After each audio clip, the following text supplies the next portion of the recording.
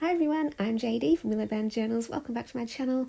I have a Junk Journal with Me episode working in my reading journal. I'm loving how this journal is filling up, going page by page, seeing the different books that I've read this year.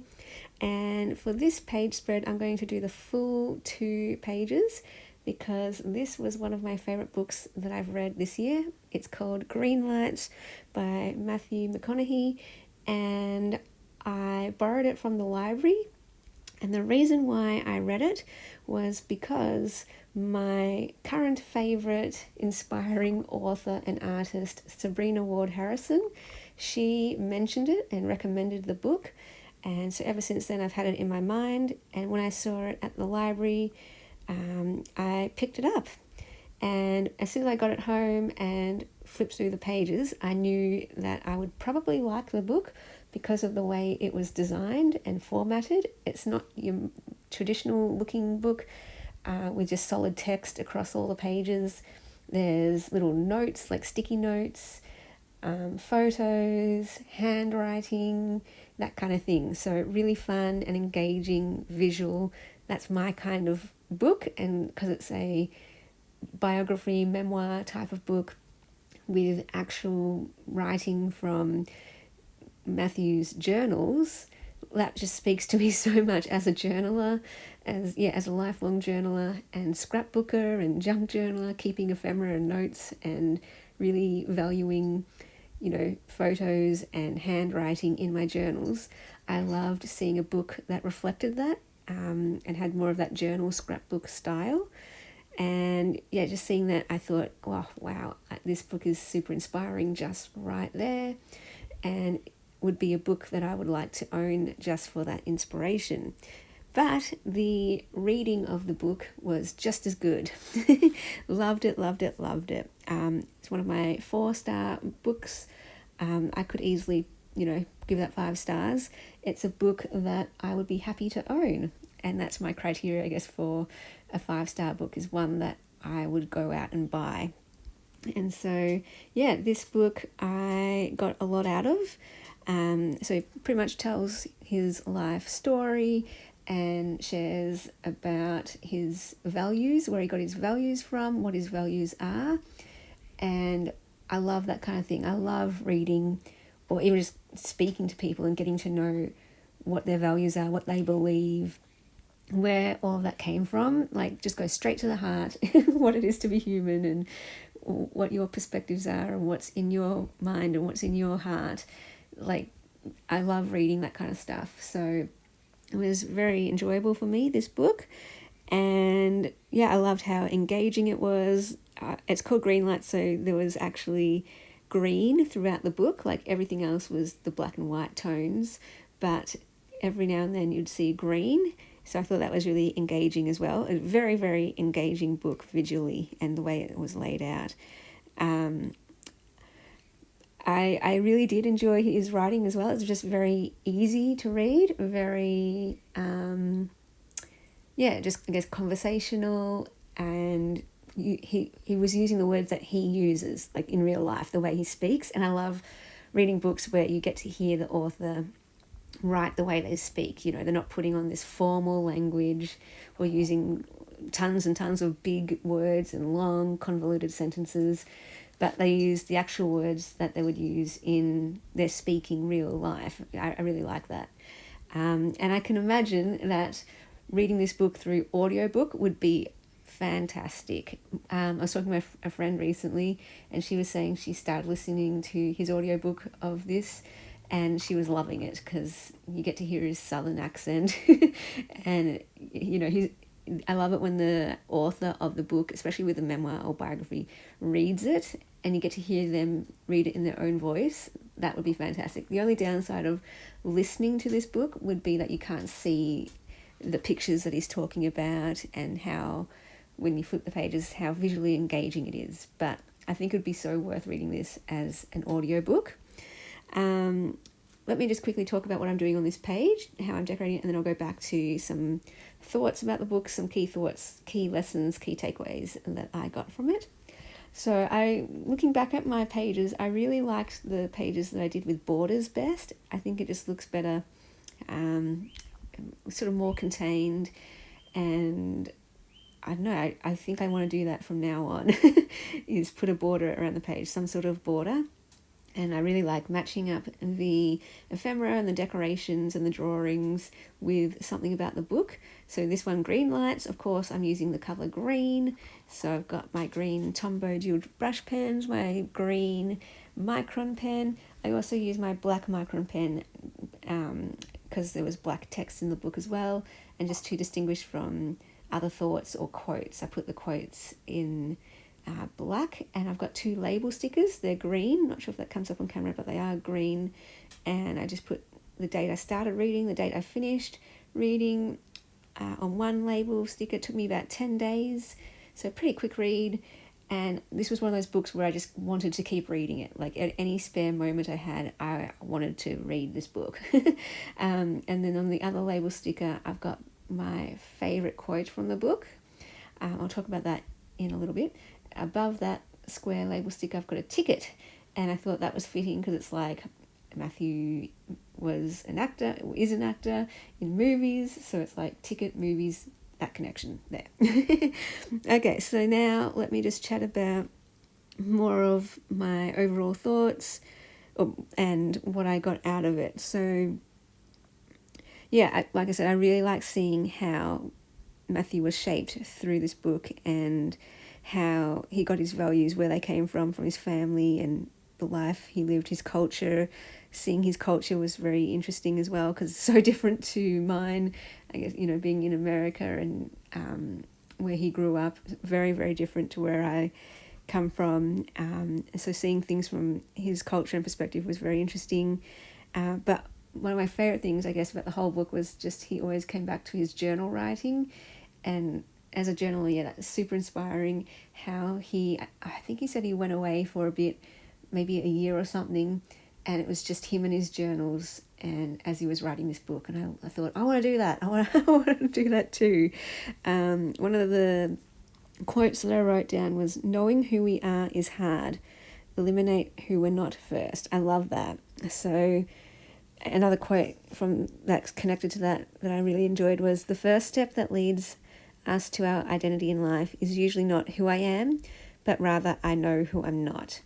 And he shares stories in the book demonstrating these quotes, and I love that because it's so true. I think people can sometimes be scared of trying things, experimenting, failing, giving things a go and not doing well, because they think that's not going to help them in life. That's not going to be a good thing in the long run for their life. But I found it actually is good, because you discover so much when you find out what you're not and what you don't like and what's not working. It might feel like a failure and feel bad in the moment or something, but for me, I've learned it's such a good thing, because you learn, oh well, close that door then, don't walk down that road anymore, and you no longer waste your time going down that direction. And that's just one more thing that leads you on the right path. Imagine like 100 paths are before you. You have to walk 99 of those paths to find the right one. Well, start walking. Hurry up, because time is short, and the longer you leave it, the longer it's going to take you to find out what you do like and who you really are and what direction you should really take. So walk through those 99 doors and go down those 99 paths. Try those 99 things. Fail 99 times. Find out what you're not 99 times, because you're getting so much closer to finding out who you are, what you are, where you're going, what you're supposed to be doing. So I love it. I love that kind of thing. And I'm very much an introspective person who loves to examine life, and I'm all about, self-discovery, identity, learning about self, growing, and so for me, I love that, because it's one of the best ways to go on that path of self-discovery and knowing yourself better. Another quote that I wrote down, you can tell I like a book when I write down lots of quotes. The problems we face today eventually turn into blessing in the rearview mirror of life. Yesterday's red light leads to a green light today. So I had to write that one in there because, that's kind of the crux of this book. Greenlights. So again, he uses lots of examples in his life where this has been true for him, where setbacks have actually turned into blessings, and past setbacks have turned into future blessings. So don't get discouraged when the setback comes. So this idea of perspective, having the right perspective, and trusting that, what looks bad now or what feels bad now is actually going to be feeling really good later on in the future. And it might take some years before you can look back and go, oh no, that was actually a good thing. Or that led to something good. It still could have been terrible, but actually it led to something really good, and therefore that was something that you can now accept, if not embrace, and be thankful for. So I really like that kind of perspective in life. But my absolute biggest takeaway from this book, and my favourite quote that I just use in life now, this is not just a book quote, this is now for me a life quote, is don't be impressed by your life, be involved in it.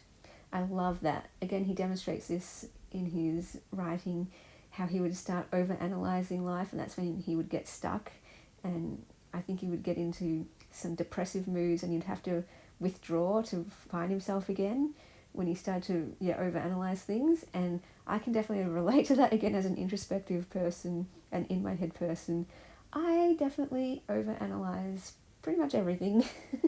And as a thinker, I tend to live more in my head than I do in life. I tend to think more than I live, if that makes sense. So this quote challenges me to get out of my head and live, actually go out and do stuff, be in the world, act, experience things. Don't be paralyzed by analyzing things and by thinking about things and getting stuck in my thoughts, so that I don't actually live. So get active, do something, live, and live in the world rather than in my head is basically something that I get from that quote. So I should put that on my wall, or I don't know, type that out, put that on my desk, in front of my desk or something, and just a reminder to self just to stop analysing that so much, just get out of my head, stop thinking. You're missing out on life by doing that. I'm missing out on life when I let my head, when I live in my head too much, because I do really love thinking, and I really do enjoy being in my head. Like, that's part of it. One of the reasons why I do live in my head is because it's enjoyable. I like it. But that's why I have to remember. That's my default mode. So I have to remember, okay, just not always be in my head. Like, being in your head sometimes, it's okay, but also be in the world.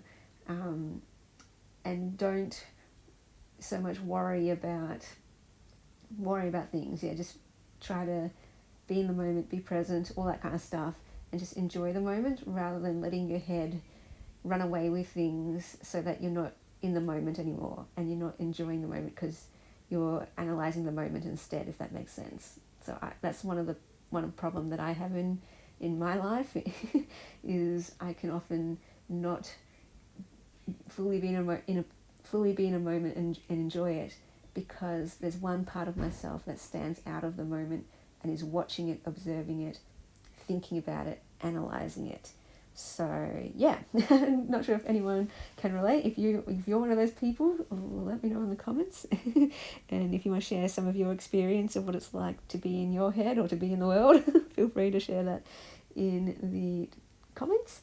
I just drew a traffic light and coloured in the green light. I thought that was kind of fun.